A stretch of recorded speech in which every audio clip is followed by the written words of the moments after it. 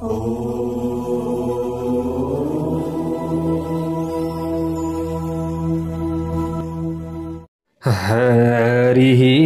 ओम। स्वस्ति श्री गणेशाय नमः। ओम नमो भगवते वासुदेवाय। ओम श्री हरये नमः। शान्ताकारं भुजगशयनं पद्मनाभं सुरेशं विश्वाधारं गगनसदृशं मेघवर्णं शुभांगं लक्ष्मीकान्तं कमलनयनं योगिभिर्ध्यानगम्यं वन्दे विष्णुं भवभयहरं सर्वलोकैकनाथं। नारायणं नमस्कृत्य नरं चैव नरोत्तमं देवीं सरस्वतीं व्यासं ततो जयमुदीरयेत्। जय श्री हरि, जय श्री राधे। यतिखेर हजुरहरू श्री विष्णु महापुराण कथा श्रवण गर्दै हुनुहुन्छ। म टिका पौडेल आज पनि हजुरहरू समक्ष धर्ममार्ग युट्युब च्यानलबाट आजको नयाँ भाग श्री विष्णु महापुराणको लिएर उपस्थित भइसकेको छु। सबले भन्यो एकचोटि वैकुण्ठवासी श्री नारायण भगवानको जय होस्। प्यारो भक्त भागवतहरू, यहाँ पराशर ऋषिले मुनि मैत्रेयलाई बताउँदै हुनुहुन्छ कि कलियुगका मानिसहरू कस्ता हुन्छन्, कलियुग कस्तो खालको हुन्छ, त्यो समयमा मानिसहरूले कस्तो कस्तो आचरण गर्दछन्, के गर्दछन्, यावत कुराहरू हिजो पनि यहाँ बताउँदै हुनुहुन्थ्यो। हिजोको भागमा पनि भने आज पनि यहाँ धेरै कुराहरू रहेका छन्। प्यारो भक्त भागवतहरू, लोलुपा रस्वदेहास बहुहन्नादन तत्परा बहु प्रजाल्पभाग्यास भविष्यन्ति कलौ स्त्रियः।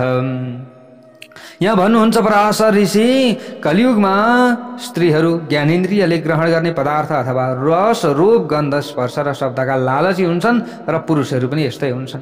कामुक स्वभाव भएका हुनेछन्।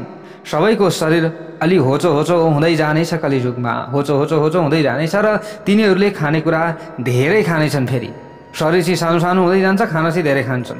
धेरै सन्तान जन्माउने हुन्छन् अनि उत्पन्न गर्ने एवं भाग्यहीन पनि हुन्छन्। सन्तानका लागि मरिहत्ते गर्छन्।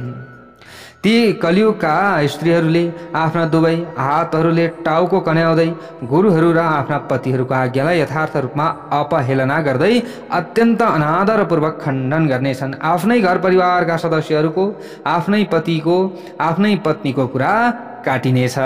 यस्तो हुनेछ कलियुगमा र घर झगडा हुनेछ। उनीहरूको आज्ञा अनुसारको नभएर आफ्नो स्वेच्छा अनुसारको व्यवहार गर्नेछन्। कलियुगका व्यक्तिहरूले आफ्नो पेट पाल्ने कार्यमा अत्यन्त तत्परतापूर्वक लागेका, अत्यन्त क्षुद्र अर्थात् निस्वभाव भएका अनि शारीरिक संस्कारबाट यथार्थ रूपमा विहीन भएका कारणले गर्दा अत्यन्त कठोर र असत्य वचन बोल्न थाल्नेछन्। कलियुगमा सबको धर्म नष्ट हुँदै जानेछ। दुशीला दुष्टशीलेषु कुर्वन्त्यः सततं स्पृहाम्। त्यस समयमा कुलको अत्यन्त महत्त्वपूर्ण अङ्गका रूपमा रहेका स्त्रीहरू खराब स्वभाव भएका र सधैँ खराब स्वभाव अर्थात् चरित्र भएका पुरुषहरूलाई प्राप्त गर्ने अभिलाषा लिएका हुन्छन् भने पुरुषहरू पनि यस्तै प्रकारका हुन्छन्। निरन्तर रूपमा निन्दा गर्न योग्य आचरणमा मात्र विभिन्न खराब आचरणमा लागिरहने ती स्त्री पुरुषहरू असत्य व्यवहार मात्र गर्नेछन्। ब्राह्मण बालकहरूले आफूलाई यथार्थ रूपमा आचरण र संस्कार विहीन भए तापनि ब्रह्मचारीको जस्तै स्वरूप धारण गरेर वेदको अध्ययन र अध्यापन गर्नेछन्। गृहस्थहरूले यज्ञ यज्ञादि अर्थात् हवन गर्ने कार्यको पूर्ण रूपमा परित्याग गर्दै उचित अर्थात् सत्पात्रलाई दान दिन छाडिदिनेछन्। दान दिने छैनन्। वानप्रस्थानमा रहेका सन्यासीहरूले आफ्नो स्वाभाविक आहार अर्थात् खानेकुरा वनमा पाइने कन्दमूल खान छोडेर गृहस्थाश्रमका निर्धारण गरिएको भोजनलाई स्वीकार गर्न थाल्नेछन्। सन्यासीहरू आफ्ना आफन्तहरू र परिवारको बन्धनमा आसक्त हुनेछन्। पारिवारिक बन्धनमा परिरहनेछन्। कलियुग आरम्भ भएपछि राजाहरूले न्यायोचित किसिमबाट आफ्ना प्रजाहरूको पालन पोषण अनि यस्तै प्रकारले संरक्षण पालन पोषण र संरक्षण गर्ने छैनन् यसरी बताइएको छ। राजाहरू पनि पूर्ण न्यायोचित हुने छैनन्। जसले राज्य सम्हाल्ने छन् उनीहरू भ्रष्ट हुनेछन्। ती राजाहरूले कर लिने योजना बनाएर, अब राजा भनेको जो राज्य सञ्चालनमा रहन्छ तिनै राजा यसरी बताइएको छ। राष्ट्रपति प्रधानमन्त्री जो भए पनि राजा। अब यसरी जबरजस्ती आफ्ना प्रजाहरूको धन सम्पत्ति लिनेछन् हैन, विभिन्न करको दायरा बढाएर अथवा जे भएर पनि हैन, अहिले त्यस्तै भइरहेको छ। प्रजाहरूलाई धन दिन बाध्य पार्नेछन्। त्यस समयमा अर्थात् कलियुगमा जससँग अत्यन्त धेरै मात्रामा घोडा हात्ती र रथहरू हुनेछन् तिनीहरू मात्र राजा हुनेछन्। त्यस समयमा बलविहीन अर्थात् केही गर्ने सामर्थ्य नभएकाहरू जति सबै ती राजाहरूका सेवक हुनेछन्। ती बलवान राजाहरूले सामर्थ्य नभएका जतिलाई आफ्नो दास बनाउनेछन्। कलियुगमा वैश्यहरूले आफ्नो स्वाभाविक कर्म अन्तर्गत पर्ने खेतीपाती व्यापार व्यवसायलाई पूर्ण रूपमा परित्याग गरिदिएर यहाँ क्षुद्रको स्वाभाविक कर्म र कारिगरीका माध्यमद्वारा जीवन निर्वाह गर्न थाल्नेछन्। पूर्ण रूपमा क्षुद्रवृत्तिमा आश्रित रहनेछन् अनि आश्रम आदिको चिन्हबाट पूर्ण रूपमा रहित भएका अदम क्षुद्रहरूले सन्यास आश्रमको चिन्ह धारण गरेर अत्यन्त तत्परतापूर्वक भिक्षावृत्तिमा लाग्नेछन्। दुई जाति अर्थात् ब्राह्मणहरू आफ्नो संस्कारबाट पूर्ण रूपमा रहित भएर पाखण्ड वृत्तिको अवलम्बन गर्नेछन् यसरी बताइएको छ कलियुगमा। अथवा समाजबाट सम्मानित भएर क्षुद्रहरूले पाखण्ड वृत्तिको अवलम्बन गर्नेछन् यसरी बताइएको छ। अब त्यस समयमा मनुष्यहरू अनिकाल अनि राजाले लगाएको कर अनि शारीरिक रोगबाट अत्यन्त पीडित भएका कारणले गर्दा गवेधुक अर्थात् गडगडे अनि कोदोबाट सम्पन्न भएका देशहरूमा आश्रय लिन जानेछन्। कोदो फल्ने हैन, कोही जौ र गहुँ अत्याधिक मात्रामा उत्पन्न हुने देशहरूमा जानेछन्। त्यसपछि वेदले निर्देशन गरेको मार्ग लोप हुनेछ। मनुष्यहरूमा अत्याधिक पाखण्डको अभिवृद्धि हुनेछ। धर्मको बढोत्तरीले अन्तिम सीमा नाग्नेछ। त्यस समयमा मानिसहरूको आयु अत्यन्त छोटो पनि हुनेछ। मनुष्यहरूले शास्त्रीय विधिका विरुद्ध अत्यन्त भयानक तपस्या गर्नाले राजाको कार्यबाट सम्पन्न भएको दोषका प्रभावले मानिसहरूको अत्यन्त अल्पायु अर्थात् बाल्यावस्थामा मृत्यु हुन थाल्नेछ। व्यक्तिहरू छिटै मर्न थाल्दछन्। कलियुगमा 8, 9 वा 10 वर्ष पुगेको पुरुषसँग सहवास अर्थात् सम्भोग गरेका कारणले 5, 6 वा 7 वर्षका बालिकाहरूले पनि सन्तान उत्पन्न गराउनेछन्। अर्थात् यस्तो अवस्था हुनेछ कलियुगमा, छिटै सन्तान जन्माउन थाल्नेछन् स्त्रीहरूले पनि। र यस्तो हुनेछ कलियुगमा 12 वर्षको उमेरमा नै मनुष्यहरूको कपाल फुल्न थाल्नेछ अनि 20 वर्षको उमेरभन्दा धेरै कुनै पनि मनुष्य जीवित रहन सक्दैनन् अब यो कलियुगको अन्त्यतिर, किनभने क्रमशः व्यक्तिहरूको आयु पनि त घटिरहेको छ। ल हेर्नुहोस् है, यसरी बताइएको छ कलियुगको अन्त्यतिर केवल व्यक्तिहरूको आयु 20 वर्ष, त्योभन्दा माथि हुँदैन। कलियुगमा मनुष्यहरू अत्यन्त मन्दबुद्धि भएका, अनावश्यक चिन्ह धारण गर्ने, अत्यन्त क्रोधित एवं दुष्ट अन्तरात्मा भएका हुनेछन्। त्यसकारण तिनीहरू अत्यन्त थोरै समयमा पूर्ण रूपमा नष्ट हुनेछन्। तिनीहरूको अत्यन्त चाँडै विनाश हुनेछ। हे मैत्रेय, जुन समयमा पाखण्डी स्वभाव भएका मनुष्यहरूको अत्याधिक मात्रामा वृद्धि भएको देखिन्छ त्यस समयमा बुद्धिमान मनुष्यहरूले कलियुगको वृद्धि भइरहेको अनुमान गर्नुपर्दछ।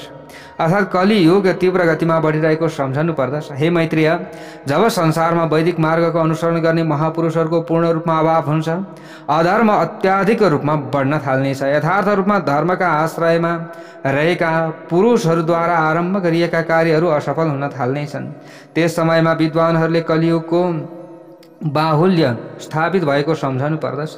जुन समयमा मनुष्यहरूले सबै यज्ञहरूका अधिपति परब्रह्म परमात्मा श्री पुरुषोत्तमको यज्ञ आदिका माध्यमद्वारा उपासना गर्न छाड्दछन् त्यस समयमा कलियुग अत्यन्त बलवान भएको सम्झनु पर्दछ। जुन समयमा मनुष्यहरूले वेदको अत्यन्त निन्दा गर्दछन्, वेदप्रति सद्भाव राख्दैनन् अनि पाखण्ड वृत्तिमा अत्यन्त आसक्त हुन्छन्, त्यस समयमा विद्वानहरूले कलियुगको अत्यन्त तीव्र गतिमा वृद्धि भइरहेको सम्झनु पर्दछ। हे मैत्रेय, कलियुगमा मनुष्यहरूले पाखण्डका नियन्त्रणमा रहने अर्थात् दुष्कर्म एवं दुराचारमा अत्यन्त आसक्त हुने भएका कारणले गर्दा सम्पूर्ण प्राणी मात्रका रचयिता एवं सम्पूर्ण जगतका परमपिता परब्रह्म परमात्मा श्री विष्णुको उपासना गर्दैनन्। हे ब्राह्मणदेव, कलियुग प्रारम्भ भएपछि अर्थात् अर्थात् आएपछि मेघ अर्थात् बादलले अत्यन्त कम मात्रामा पानी वर्षाउनेछन्। खेतीपातीबाट अत्यन्त थोरै मात्र अन्न उत्पन्न हुन्छ।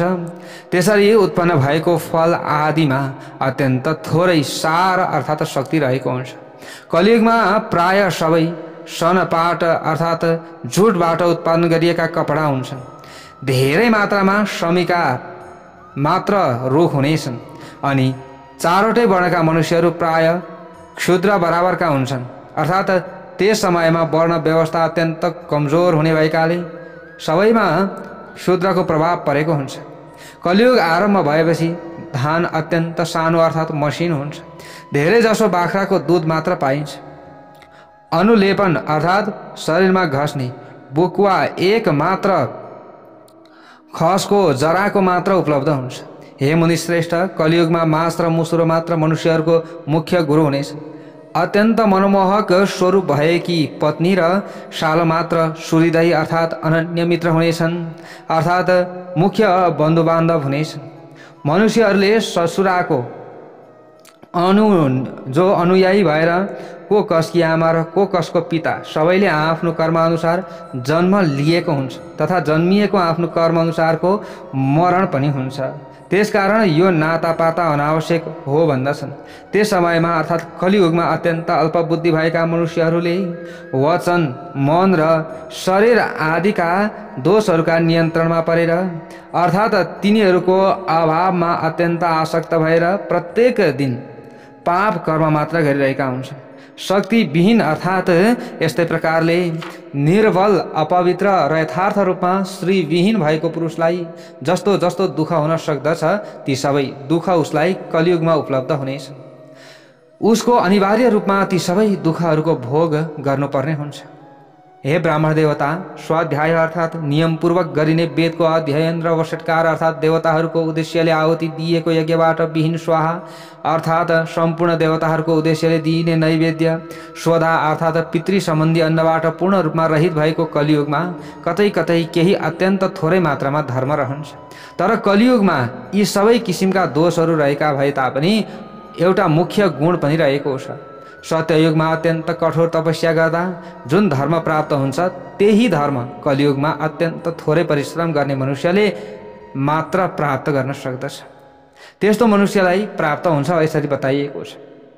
थोरै आफूले धर्म गरियो भने पनि कलियुगमा राम्रो धेरै हुन्छ।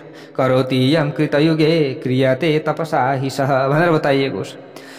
अनि यहाँ अगाडि गएर बताइएको छ व्यासस्साह महाबुद्धिर यदत्रैव हि वस्तुना। हे मैत्रेय, अत्यन्त बुद्धिमान महर्षि वेदव्यासले जुन सम्पूर्ण तत्त्वका विषयमा अर्थात् कलियुगका विषयमा जुन तात्विक रूपमा बताउनु भएको थियो त्यसका सम्बन्धमा म जस्ताको तस्तै बताइदिन्छु। ध्यानपूर्वक सुन्नुहोस् भनेर यहाँ भन्नुभएको छ। कुनै एक समयमा मुनिहरूका बीचमा कुन समयमा गरिएको थोरै मात्र धर्मले अत्यन्त ठुलो फल प्रदान गर्दछ भन्ने विषयमा कुराकानी भयो। यस विषयमा कुराकानी गर्ने सिलसिलामा उनीहरूका बीचमा एउटा विवाद उत्पन्न भयो। हे मुनिश्रेष्ठ मैत्रेय, ती सबै उत्तम मुनिहरू आफूहरूका बीचमा उत्पन्न भएको सन्देहको निर्णय गर्नका लागि सर्वोत्कृष्ट महर्षि वेदव्यासका सामिप्यमा अर्थात् आश्रममा गए। हे ब्राह्मण श्रेष्ठ, त्यहाँ पुगिसकेपछि ती मुनिहरूले मेरा पुत्र वेदव्यासलाई गंगाजीमा आधा स्नान गरिरहेको अवस्थामा अर्थात् पूर्ण रूपमा नुहाइ नसकेको अवस्थामा देखे। त्यसकारण ती सम्पूर्ण मुनिहरूले वेदव्यासको नुहाउने कार्य समाप्त नभएसम्म उहाँको प्रतीक्षा गर्नका लागि त्यही अत्यन्त उत्तम नदीका किनारमा रहेको एउटा रुखको फेदमा विश्राम गरे। अर्थात् वेदव्यासको प्रतीक्षा गर्नका लागि त्यही अत्यन्त उत्तम नदीका किनारमा रहेको एउटा रुखको फेदमा विश्राम गरे अर्थात् वेदव्यासको प्रतीक्षा गरेर बसे। मेरा पुत्र वेदव्यासले नुहाउँदा नुहाउँदै बीचमा गंगाजीको पानीमा डुबुल्की मारेर पानी बाहिर निस्कँदै ती आफ्नो प्रतीक्षा गरेर बसिरहेका मुनिहरूलाई सुनाउँदै कलियुग मात्र सबैभन्दा उत्तम छ भने त्यो समयमा। त्यसपछि फेरि गंगाजीको पानीमा डुबुल्की लगाएर पानीबाट बाहिर निस्कँदै वेदव्यासले अझै आफ्नो प्रतीक्षा गरेर बसिरहेका मुनिहरूलाई सुनाउँदै भने, हे क्षुद्र, तिमीहरू धन्य छौ, तिमीहरू धन्य छौ, तिमीहरू नै के छौ, सर्वोत्कृष्ट पनि छौ, यसरी भन्नुभयो। त्यस पछाडि एकपल्ट फेरि पानीमा डुबुल्की मारेर पानीबाट बाहिर निस्कँदै वेदव्यासले अहिलेसम्म पनि आफ्नो प्रतीक्षा गरेर नदीको तीरमा भएको एउटा रुख मुनि अर्थात् रुखको छायामा बसिरहेका मुनिहरूलाई सुनाउँदै भन्नुभयो, हे स्त्रीहरू, तिमीहरू अत्यन्त श्रेष्ठ छौ, तिमीहरू अत्यन्त श्रेष्ठ छौ भनेर स्त्रीहरूलाई पनि भनिदिनु भयो, तिमीहरू धन्य छौ, तिमीहरूभन्दा अत्याधिक धन्य यस जगतमा अन्य को छ र? कोही पनि छैन। त्यसपछि विधिपूर्वक नुहाइसकेर आफ्नो नित्य क्रिया समाप्त गरेर अत्यन्त बुद्धिमान मेरा पुत्र वेदव्यास आफ्नो आश्रममा आइसकेपछि धेरै पहिलादेखि उनको प्रतीक्षा गरेर बसिरहेका ती मुनिहरू पनि उनको सामिप्यमा अर्थात् नजिकमा आए। त्यसपछि यथायोग्य अभिवादन आदान प्रदान गरिसकेपछि यथायोग्य आसनहरूमा बसिसकेपछि सत्यवतीका पुत्र रत्न वेदव्यासले ती धेरै समय पहिलेदेखि आफ्नो प्रतीक्षा गरेर बसेका मुनिहरूसँग सोधे, तपाईहरू के समस्या परेर यहाँ अर्थात् मेरो आश्रममा आउनुभएको हो? त्यसपछि ती मुनिहरूले भने, हे धर्मात्मा, हामीहरूका बीचमा कुनै एउटा विषयको निर्णय गर्ने सिलसिलामा सन्देह उत्पन्न भएको छ। हामीहरूले दुविधामा परेका कारणले त्यस विषयमा निर्णय गर्न सकेनौँ। त्यसैको निर्णयका लागि हजुरको सामिप्यमा आएका थियौँ। तर यस समयमा त्यो विषयलाई थाँती राख्दै हजुरले हामीलाई अर्कै विषयमा बताइदिनुहोस्। हे भगवान, तपाईले गङ्गाजीमा नुहाउँदाका अवस्थामा कयौं पटक कलियुग अत्यन्त सर्वोत्कृष्ट छ, कलियुगका शूद्रहरू श्रेष्ठ छन्, कलियुगका स्त्रीहरू उत्तम छन्, धन्य छन् भनेर बताइदिनु भयो। हामीलाई यसको वास्तविक अर्थको ज्ञान हुन सकेन। के कारणले हजुरले यसरी भन्नुभयो भनेर प्रश्न गरे। यो सबै विषयमा हामी स्पष्ट शब्दमा अत्यन्त विस्तारपूर्वक सुन्न चाहन्छौँ। हे मुनिवर, यदि यो विषय अत्यन्त गोपनीय रहेको छैन भने हामीलाई यसको भावार्थ बुझाइदिनुहोस्। हामीले जुन विषय निर्णयार्थ हजुर समक्ष लिएर आएका छौँ ती आफ्नो आश्रममा आएका उत्तम मुनिहरूले यस किसिमको प्रश्न गरेपछि महर्षि वेदव्यासले मुसु हाँस्दै तिनीहरूसँग भन्नुभयो, मैले जुन यिनीहरूलाई पटक पटक धन्य धन्य भनेर बताएको थिएँ त्यसको कारणका विषयमा ध्यानपूर्वक सुन्नुहोस्। हे ब्राह्मणहरू, मनुष्यलाई सत्य युगमा 10 वर्षसम्म तपस्या, ब्रह्मचर्यको पालना एवं जप आदि गर्नाले जुन फल प्राप्त हुन्छ त्यसै अनुसारको फल मनुष्यलाई त्रेता युगमा 1 वर्षमा, द्वापर युगमा 1 महिनामा र कलियुगमा 1 दिनमा अर्थात् 24 घण्टाको परिश्रमबाट प्राप्त हुन सक्दछ। यस कारणले गर्दा मैले कलियुगलाई अत्यन्त सर्वोत्कृष्ट बताएको हुँ भनेर बताउनुभयो। तपसो ब्रह्मचर्यस्य जपादेश सफलम द्विजा। सत्य युगमा अत्यन्त कष्टपूर्वक ध्यान योग गरेर, त्रेता युगमा अनेकौं किसिमका यज्ञ आदि अनुष्ठान गरेर, द्वापर युगमा अर्चन पूजन सेवा आजा पूजा गरेर जुन फल प्राप्त गर्न सकिन्छ त्यसै अनुसारको फल, त्यही फल कलियुगमा केवल परमात्मा श्री केशवको कीर्तनबाट प्राप्त गर्न सकिन्छ। यसरी बताइएको छ प्यारा भक्त भागवतहरू। परमात्मा श्री केशवको भक्तलाई त्यो फल अत्यन्त सहज रूपमा प्राप्त हुन्छ। हे धर्मात्मा पुरुषहरू, कलियुगमा अत्यन्त थोरै मात्रामा साधना उपासना गरे तापनि मनुष्यले अत्यन्त उत्तम फल प्राप्त गर्न सक्दछ। त्यसकारण म कलियुगबाट अत्यन्त प्रसन्न अर्थात् यथार्थतामा पूर्ण सन्तुष्ट भएको छु। अब शूद्रहरूलाई सर्वोत्कृष्ट बताउनको अभिप्राय स्पष्ट गर्नुपर्छ। दुई जातिहरूले सबैभन्दा पहिले पूर्ण रूपमा ब्रह्मचर्य व्रतको नियम अनुसार अर्थात् ब्रह्मचर्यमा रहेर वेदहरूको अध्ययन गर्नुपर्दछ। त्यसपछि फेरि धर्म अनुसारको आचरणका आधारमा उपार्जन गरिएको अर्थात् प्राप्त भएको धनबाट विधिपूर्वक यज्ञहरूको अनुष्ठान गर्नुपर्दछ अर्थात् यज्ञ गर्नुपर्दछ। त्यसमा पनि दुई जातिहरूका लागि अनावश्यक कुराकानी, अनावश्यक खानेकुरा अर्थात् भोज्य पदार्थहरू विधिपूर्वक गरिएको यज्ञ आफ्नो पतन गराउने कारक तत्त्व हुन सक्दछ। त्यसकारण उनीहरूले सदैव अर्थात् निरन्तर रूपमा वा नियमित रूपमा संयमित रहनु पर्दछ। हे ब्राह्मणहरू, जुनसुकै किसिमको आफ्नो कर्तव्य अकर्तव्य जो कर्तव्य कर्म छ, कर्तव्य कर्म गर्दाका अवस्थामा कुनै अंशमा अर्थात् अलिकति मात्र पनि त्रुटि भयो भने दुई जातिहरू पापको भागी हुन्छन् अर्थात् उनीहरूलाई पाप लाग्दछ। उनीहरूले आफ्नो स्वेच्छाअनुसारको खानपिन अर्थात् भोजन एवं पेय पदार्थ पनि ग्रहण गर्न सक्दैनन्। तसर्थ आफ्नो चाहना अनुसार कुनै पनि वस्तु वा पदार्थको उपभोग गर्न सक्दैनन्। यसरी बताइएको छ किनकि उनीहरू सबै किसिमका कर्महरूमा अर्काको नियन्त्रणमा रहेका हुन्छन्। हे ब्राह्मण देवताहरू, यस प्रकार अनेकौं बाधा व्यवधानका बीचमा जीवित रहँदै उनीहरूले पुण्य लोकहरू प्राप्त गर्नका लागि अत्यन्त दुःखदायी परिस्थितिको सामना गर्नुपर्दछ। तर जसलाई केवल मन्त्रविहीन यज्ञ अर्थात् पाक यज्ञ अथवा पञ्च महायज्ञ मध्ये ब्रह्मयज्ञ बाहेकका 4 यज्ञ मात्र गर्ने अधिकार रहेको छ, त्यो शूद्रले 2 जातिहरूको सेवा मात्र गरेर सद्गति प्राप्त गर्न सक्दछ, आफ्नो कल्याण गर्न सक्दछ। त्यसकारण मैले शूद्रलाई धन्य अर्थात् सर्वोत्तम बताएको हुँ। हे मुनिश्रेष्ठहरू, शूद्रहरूलाई खान हुने वा नहुने, पिउन हुने वा नहुने यस प्रकारको कुनै पनि नियम लागू हुँदैन। उनीहरूलाई जे पनि खाँदा हुन्छ। उनीहरूले आफ्नो स्वेच्छा अनुसार जस्तोसुकै खाने पिउने पदार्थ स्वतन्त्रतापूर्वक उपभोग गर्न सक्दछन्। त्यसकारण मैले उनीहरूलाई सर्वोत्कृष्ट बताएको छु। उनीहरूलाई भक्ष्याभक्ष्य कुनैको पनि दोष लाग्दैन। अब कलियुगमा जो स्त्रीहरू छन्, स्त्रीहरू कसरी सर्वोत्कृष्ट हुन्छन् त भन्दा त्यसका विषयमा पनि म बताउँछु भनेर भन्नुहुन्छ। पुरुषहरूले सधैँ आफ्नो धर्मअनुसारको आचरण गरेर उपार्जन गरेको अर्थात् कमाएको धनबाट मात्र सत्पात्रलाई दान दिनुपर्दछ कलियुगमा, र वैदिक विधिअनुसार यज्ञ इत्यादि कर्म गर्नुपर्दछ। हे सर्वोत्कृष्ट ब्राह्मणहरू, यस प्रकारको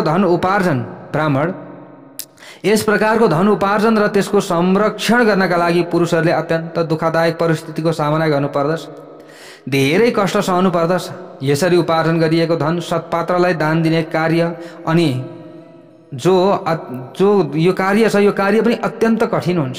सत्पात्र को हो चिन्न सकिँदैन। यसरी हे ब्राह्मण श्रेष्ठहरू, यी सबै र यस्तै किसिमका अनेकौं कष्टहरूको सामना जो रहेको छ, यो सामना चाहिँ आफ्नो धर्मको रक्षा गर्ने कार्य सम्पन्न गरेपछि पुरुषहरूले क्रमबद्ध रूपमा प्रजापत्यादि अर्थात् प्रजापतिहरूका शुभ अथवा कल्याणदायक लोकहरूमा जाने अवसर पाउन सक्दछन्। तर कलियुगका जो स्त्रीहरू छन्, स्त्रीहरूले त केवल मन, वचन र कर्मका माध्यमद्वारा आफ्ना पतिको सेवा गरेर अत्यन्त आत्मीय मित्र, शुभ चिन्तक मात्र बनेर पतिका बराबर शुभ लोकहरूमा जाने अवसर प्राप्त गर्नेछन्। जुन लोकहरूलाई पुरुषहरूले जो अत्यन्त मेहनतपूर्वक परिश्रम गरेपछि मात्र प्राप्त गर्न सक्दछन्। त्यसकारण मैले तेस्रो पटक जो स्त्रीहरूलाई धन्य अर्थात् सर्वोत्कृष्ट बताएको थिएँ भनेर भन्नुहुन्छ। यसकारण कलियुगका जो स्त्रीहरू यथार्थमा सर्वोत्कृष्ट हुन्छन्, यसमा कुनै किसिमको दुविधा छैन। हे उत्तम ब्राह्मणहरू, मैले तपाईँहरूसँग सबै कुरा स्पष्ट शब्दमा बताइसकेँ। अब तपाईँहरू जुन विषयको निर्णयमा विवाद उत्पन्न भएर अर्थात् दुविधा भएका कारणले यहाँ आउनु भएको हो, त्यो सोध्नुहोस्। त्यसका विषयमा म पनि स्पष्ट शब्दमा बताइदिनेछु। त पराशर ऋषि भन्नुहुन्छ, ततस्ते मुनयः प्रोचुर यत प्रष्टव्यम महामुनि। त्यस पछाडि महर्षिले भन्नुभयो, हे मुनिवर, हामीहरू आपसमा निर्णय गर्न नसकेर जुन कुरा सोध्नका लागि हजुरको सामिप्यमा आएका थियौँ, हजुरले त्यसको स्पष्ट जवाफ यसै प्रसङ्गमा दिइसक्नु भएको छ। यसैले अब हामीले सोधिरहनु पर्ने कुनै पनि कुरा छ जस्तो हामीलाई लाग्दैन। त्यसकारण हामीहरू अत्यन्त सन्तुष्ट भयौँ। अब हामी के भयौँ? सन्तुष्ट भयौँ। त्यसपछि महर्षि कृष्ण द्वैपायन अर्थात् वेदव्यासले अत्यन्त आश्चर्यचकित आँखा पारिरहेका ती आफ्नो आश्रयमा आएका उत्तम मुनिहरूसँग मुसु हाँस्दै यहाँनिर भन्न लाग्नुभयो, मैले आफ्नो दिव्य दृष्टिका माध्यमद्वारा तपाईँहरूको प्रश्नका विषयमा पहिले नै जानिसकेको थिएँ नि त, त्यही भएर मैले हजुरहरूको उत्तर दिएको हो। त्यसकारण तपाईँहरूको जिज्ञासाको जवाफ दिने प्रसङ्गमा धन्य धन्य भनेको थिएँ। कलियुगका समयमा जुन मनुष्यले आफूमा भएका सद्गुण रूपी पानीबाट सबै पापहरूलाई यथार्थ रूपमा पखाल्न सक्दछ, उसले अत्यन्त थोरै परिश्रम गरेर धर्म कमाउन सक्दछ, अर्थात् आफ्नो कल्याण गरेर मनुष्य जीवनलाई सफल बनाउन सक्दछ। हे मुनिश्रेष्ठहरू, कलियुगमा शूद्रहरूले 2 जातिहरूको सेवाको प्रभावले र स्त्रीहरूले पतिको सेवाका प्रभावले कुनै किसिमको परिश्रम नगरी अत्यन्त सहज रूपमा धर्ममय सिद्धि प्राप्त गर्दछन्, आफ्नो मनुष्य जन्मलाई यथार्थ रूपमा सफल बनाउनेछन्। त्यसकारण मेरो मान्यता अनुसार यी तीनवटै अत्यन्त धन्य अर्थात् सर्वोत्कृष्ट रहेका छन्। किनकि सत्ययुग, त्रेतायुग र द्वापर युगमा 2 जातिहरूले धर्ममय आचरणमा रहन अत्यन्त कष्ट गर्नुपर्दछ। उनीहरूले अत्यन्त कष्ट गर्नुपर्दछ। सहज तरिकाले धर्म हुँदैन 2 जातिहरूका लागि। हे धर्मात्मा ब्राह्मणहरू, तपाईँहरूले कुनै प्रश्न नगर्नु भएको भए तापनि हजुरहरूले जुन विषयमा यथार्थ रूपमा जान्न चाहनु भएको थियो त्यो सबै मैले बताइदिएँ। हजुरहरूले नसोधे तापनि मैले बताइदिएँ। अब कुन विषयमा बताइदिउँ? त्यसपछि ती महर्षि वेदव्यासको पूजा गरे। प्यारा भक्त भागवतहरू पटक पटक प्रशंसा पनि गरे। यस्तै प्रकारले वेदव्यासले बताइदिनु भए अनुसारको निश्चय गरेर जहाँबाट आएका थिए त्यतैतर्फ उनीहरू लागे। हे धर्मात्मा मैत्रेय भन्नुहुन्छ पराशर ऋषि, तपाईँलाई पनि मैले कलियुगको रहस्यका विषयमा विस्तारपूर्वक बताइदिएँ।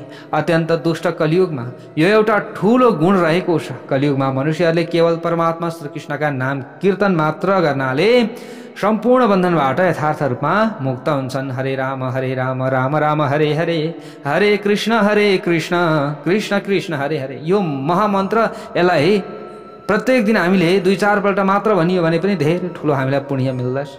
परम पद प्राप्त गर्न सकिन्छ। सांसारिक चक्रबाट पूर्ण रूपमा मुक्त हुन सक्दछन्। अब तिमीले मसँग जुन जगतको महाप्रलय अर्थात् उपसंहार अनि जो प्राकृतिक प्रलय एवं अवान्तर अर्थात् मध्यवर्ती प्रलयका विषयमा सोध्नु भएको थियो त्यसका विषयमा बताइदिन्छु, सुन्नुहोस्। प्राकृता मान्तरालाञ्च ताम पेश वदामिते भन्नुहुन्छ यहाँ। त पराशर ऋषि अगाडि गएर भन्नुहुन्छ सर्वेषामेव भूतानां त्रिविधः प्रतिसञ्चरः नैमित्तिकः प्राकृतिकस्तथैवात्यन्तिको मतः। हे मैत्रेय, सबै प्राणी मात्रको प्रलय नैमित्तिक अर्थात् जुनसुकै कारणबाट, आत्यन्तिक अर्थात् लगातार भइरहने र प्राकृतिक भनेको स्वाभाविक यसरी 3 प्रकारका हुन्छन् भनेर बताइएको छ। प्रलय 3 प्रकारका हुन्छन्। के? नैमित्तिक, आत्यन्तिक र स्वाभाविक 3 प्रकारका प्रलय हुन्छन्। कल्पको अन्तमा जुन ब्रह्मा नाम भएको प्रलय हुन्छ, त्यसलाई नैमित्तिक जुनसुकै कारणले हुने प्रलय भनिन्छ। जुन मोक्ष रूप प्रलय छ त्यसलाई आत्यन्तिक अर्थात् लगातार भइरहने प्रलय भनिन्छ। जुन 2 परार्ध अर्थात् ब्रह्माजीको आयुको आधा कालको अन्तमा हुन्छ त्यसलाई प्राकृतिक प्रलय भनेर भन्ने गरिन्छ। ब्रह्माजीको आधामा पनि एक प्रकारको प्रलय हुन्छ, ब्रह्माजीको आयुको आधामा। त मैत्रेयले अगाडि गएर भन्नुहुन्छ परार्ध संख्यम भगवन् ममा चक्ष्व यया तुषः।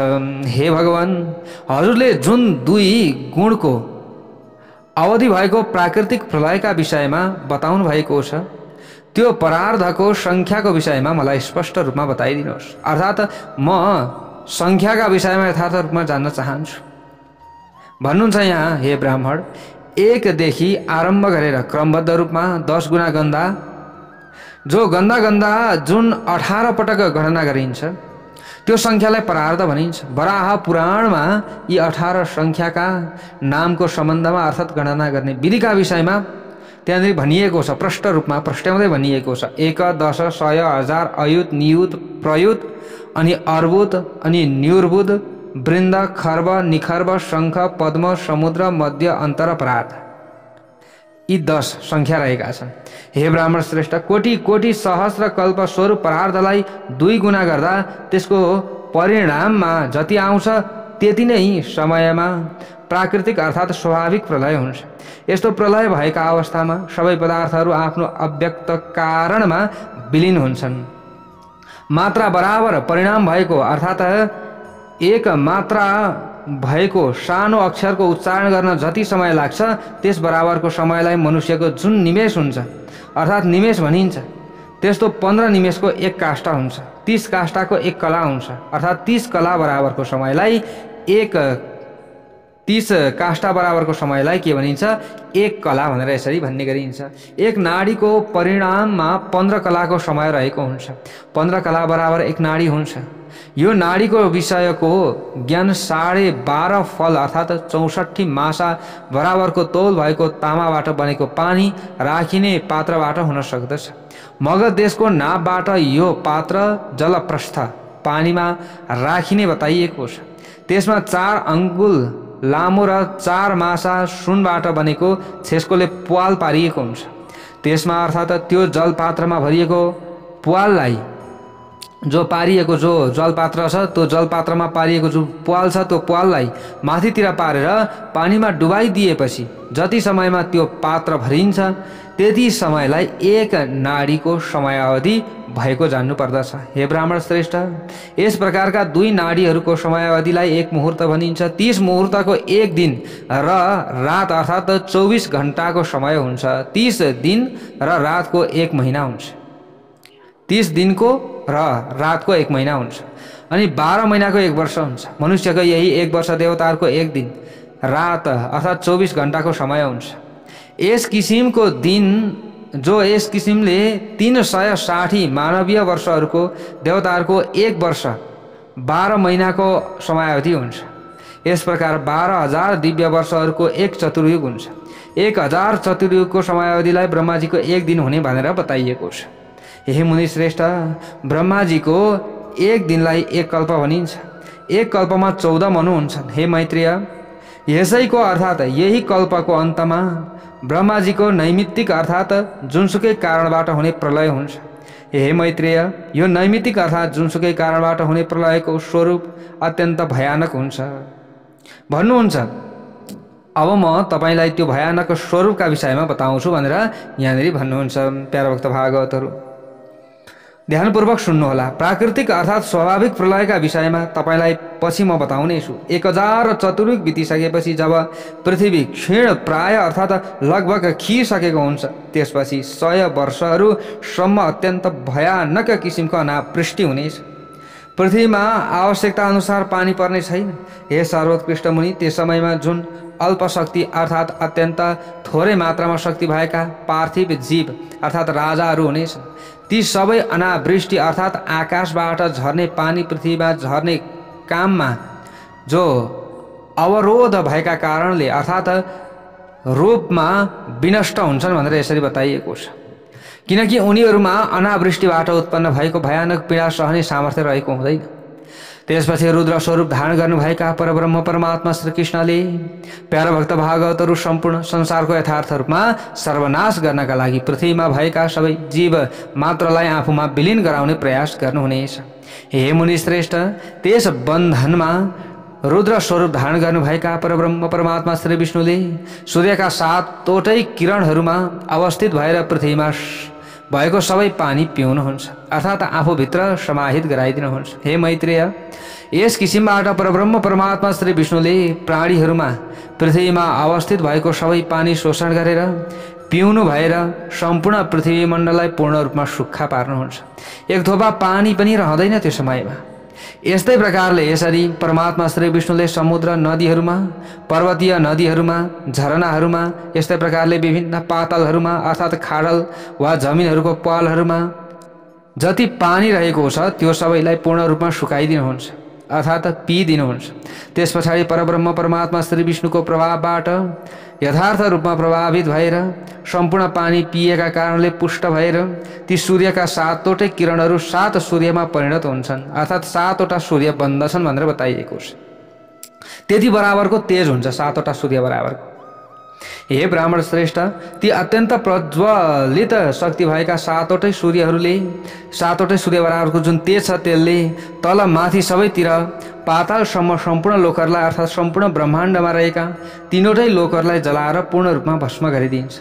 हे सर्वोत्कृष्ट ब्राह्मण देवता, यसरी ती अत्यन्त प्रज्वलन शक्ति भएका सूर्यहरू सूर्यबाट यथार्थ रूपमा भस्म भएका 3वटै लोकहरूका पर्वत, नदी र समुद्र सहित सबै किसिमका पानीका स्रोतहरू पूर्ण रूपमा रस अर्थात् पानी विहीन हुन्छन् यसरी बताइएको छ। त्यसपछि सम्पूर्ण त्रिलोक अर्थात् ब्रह्माण्डमा अवस्थित 3वटै लोकहरूका रुख बिरुवा पानी आदि यथार्थ रूपमा विनष्ट भएकाले यो सम्पूर्ण पृथ्वी कछुवाको पिठ्यौँ अर्थात् ढाड जस्तै अत्यन्त सारो अर्थात् कडा हुन्छ। त्यसपछि सम्पूर्ण संसारको पूर्ण रूपमा विनष्ट गराउने कार्यमा अत्यन्त उत्साहित भएर लाग्नुभएका अनन्त परमात्मा श्रीहरिले शेषनागको मुखबाट निस्कने श्वास प्रश्वासबाट उत्पन्न हुने कालाग्नि रुद्र स्वरूप धारण गर्नु भएर सम्पूर्ण पाताल लोकलाई भस्म गराइदिनुहुन्छ अर्थात् पाताल लोकलाई पूर्ण रूपमा ढडाइदिनुहुन्छ। त्यसरी निस्किएको त्यो अत्यन्त प्रज्वलित कालस्वरूप आगोको ज्वालाले सम्पूर्ण पाताल खण्ड अर्थात् पाताल लोकलाई पूर्ण रूपमा भस्म गराइसकेपछि पृथ्वीमा आएर पृथ्वी लोकलाई पनि यथार्थ रूपमा भस्म गराइदिनुहुन्छ। यसरी भस्म गराइन्छ भनेर बताइएको छ। अर्थात् डढाएर सर्वनाश गरिदिन्छ। त्यसपछि त्यो अत्यन्त प्रज्वलित भएको आगोका लपकाले भूलोक समूहलाई जलाएर पूर्ण रूपमा नष्ट पारिदिएपछि स्वर्गलोकलाई जलाएर भस्म पारिदिन्छ। त्यस पछाडि त्यो आगोले ज्वालारूपी मालाको अत्यन्त ठुलो भुमरी त्यही घुमिरहन थाल्दछ। त्यो आगो त्यहीँनिर घुमिरहन थाल्छ। यसरी अत्यन्त प्रज्वलित आगोका भुमरीहरूबाट डढिएर सम्पूर्ण चराचर जगत पूर्ण रूपमा नष्ट भइसकेपछि समस्त त्रिलोक अत्याधिक रूपमा तातो कराहीका जसरी नै अत्यन्त रातो देखिन थाल्दछ। आगोमा धेरै समयसम्म पोलेको फलाम जस्तै रातो हुन्छ। हे मुनिश्रेष्ठ, त्यस समयमा भूलोक र स्वर्गलोकमा निवास गर्ने मनु आदि महात्माहरू अत्यन्त प्रज्वलित भएको आगोका तापबाट अत्याधिक मात्रामा पीडित भएर महरलोकमा गएर बस्न थाल्दछन्। तर महरलोकमा पनि त्यो अत्याधिक रूपमा अर्थात् उग्र रूपमा प्रज्वलित भएको आगोको तापबाट अत्यन्त पीडित भएर उनीहरू जीवित रहने आशा राख्दै जनलोक अर्थात् माथिका 7 लोक मध्येको महरलोकमाथिको लोकमा जान थाल्दछन्। त्यस पछाडि बिजुली र वज्रको जस्तो अत्यन्त भयानक शब्दबाट सम्पन्न सम्वर्तक नाम भएको अत्यन्त भयङ्कर बादलको समूह हात्तीको आकार जस्तो रूपमा आकाशमा पूर्ण रूपमा फैलन थाल्दछ।